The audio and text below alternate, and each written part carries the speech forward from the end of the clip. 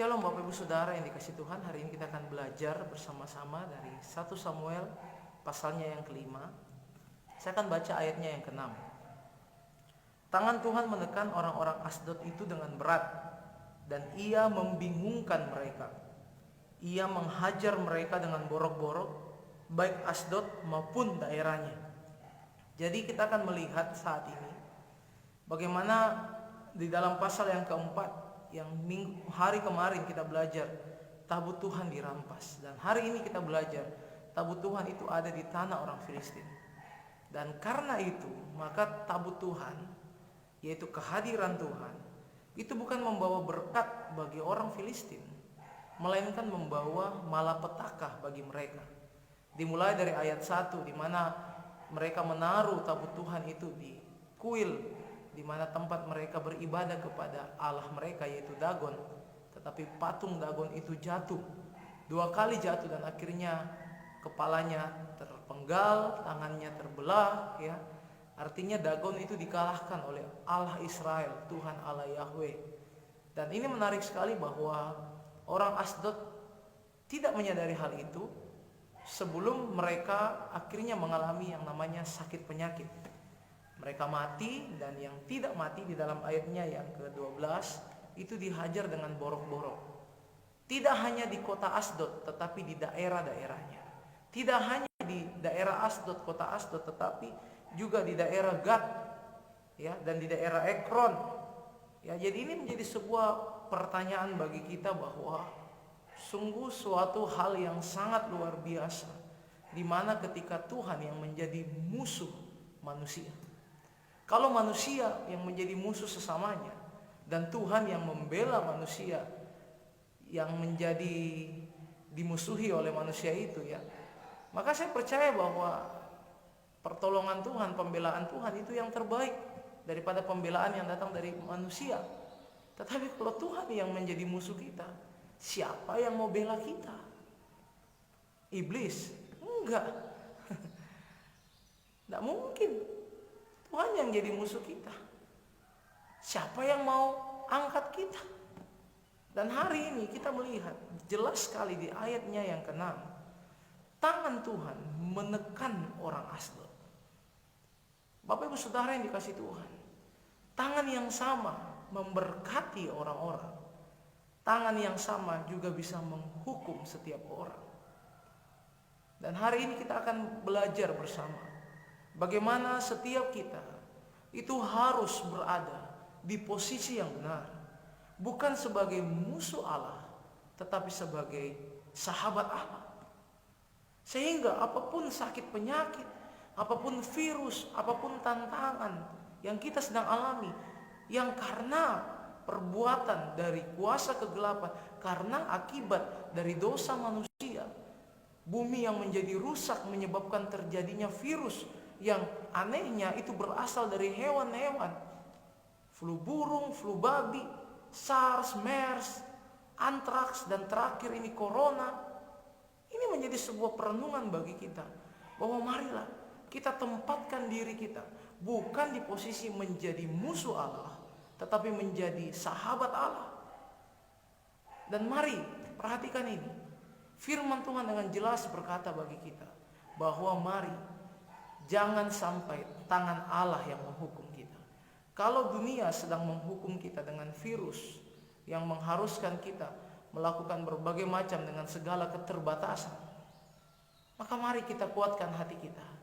Tangan Tuhan jauh lebih dahsyat dari setiap tangan dunia yang sedang menekan kita. Tetapi kalau tangan Tuhan yang menekan kita, maka hanya satu jalan, bertobat dan berbalik ke jalan yang benar. Oleh sebab itu hari ini di tengah-tengah wabah virus corona yang ada, mari kita tetap setia datang pada Tuhan. Di rumah kita, di dalam gereja kita masing-masing, dengan memperhatikan setiap hal-hal yang telah disarankan oleh pemerintah. Tetapi mari kita juga tetap melakukan segalanya dengan sukacita dan dengan rasa syukur. Jangan panik, jangan takut, dan percayalah, tangan Tuhan akan selalu memberikan kita pertolongan.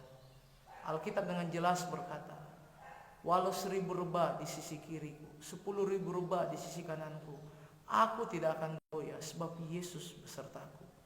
Kalau kita seperti orang dunia, kita juga ikut panik. Bahkan saya melihat kemarin di tayangan sebuah video, ada foto yang ditampilkan gereja di satu negara di belahan dunia ini. Pendetanya berdiri di sini, dia mendoakan kursi-kursi yang kosong, tetapi sangat-sangat unik. Kursi yang kosong itu ditempelin foto-foto jemaatnya. Ya, saya berpikir kayak jemaatnya sudah mati semua ya, jadi tinggal fotonya yang didoakan. Tetapi inilah yang menjadi hal yang miris di hari-hari ini.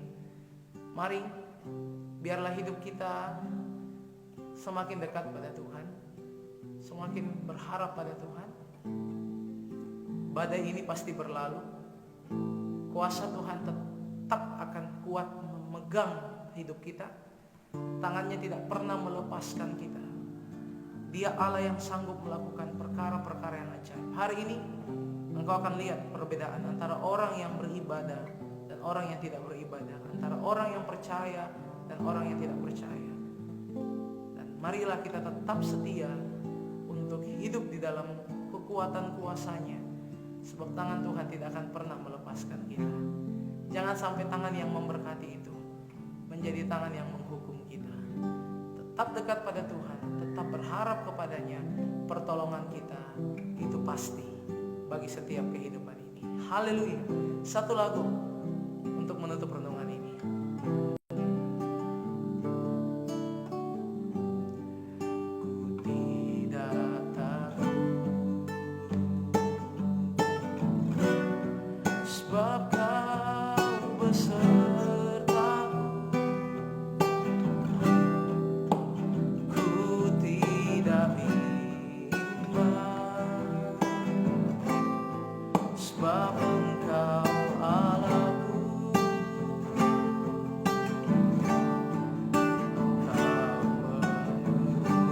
Kau meneguhkanku, bahkan menolongku. Kau batu karangku, Kau batu karangku. Yesus Tuhan, Yesus Tuhan. Mari angkat tanganmu bersama-sama, katakan Yesus memegangku dengan tangan kananmu. Yesus memberiku, percaya kemenangan Dia berikan hari ini. Kemenangan, oh, Yesus memegangku dengan tangan kananmu. Yesus memberiku, Yesus memberiku. Percaya ada kemenangan, kemenangan. Tangan Tuhan tidak akan menekan hidup kita ketika kita mau berharap kepadanya, tetapi tangan Tuhan yang akan memberkati dan melindungi setiap kita. See you next time. Sampai jumpa.